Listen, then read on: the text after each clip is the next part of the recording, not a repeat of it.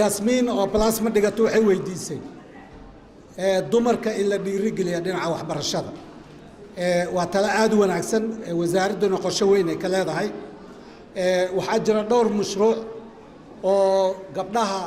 لقول ديريجليو وحبرشة إني سنكو ساقدين أما أي وحبرشة خيب قلان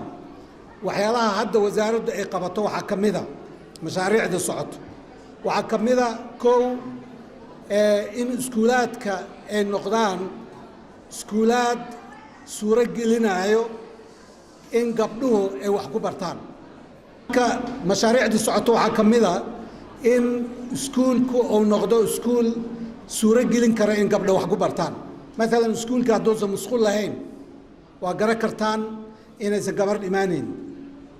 iyadoo iskuulka halka uu yaalo uu dhow yahay haddana ma tegi karto maxaa yeelay gabar looguma talagelin inay dhigato wiilku dariiqu iskaga kaadaya laakiin gabadhu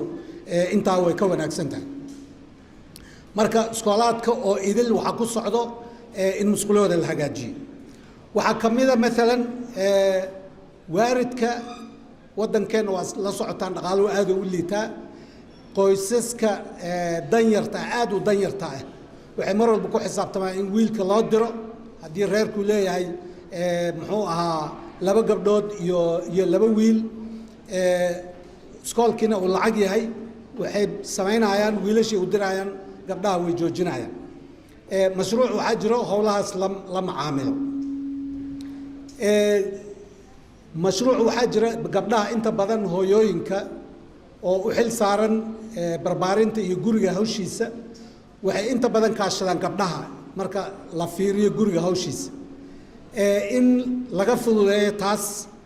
waxaa jira mashruuc hadda wasaaraddu ay la wado hay'ado dhowra oo suuro gelinayo in hooyadu ay ka maaranto gabadha inay guriga shaqo uga qabato waqtiga iskoolka marka howl fiicana ka socoto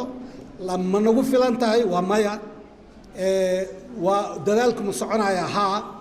intayna meesha fadhida mas-uuliyad ma naga saaran tahay haa maxaa yeelay waa inaan fahamnaa berri adiga hooyo ah berri adiga aabba ah waa inay gabadha iyo wiilku kuu sinaado marka manhajkana waxaa ku jiro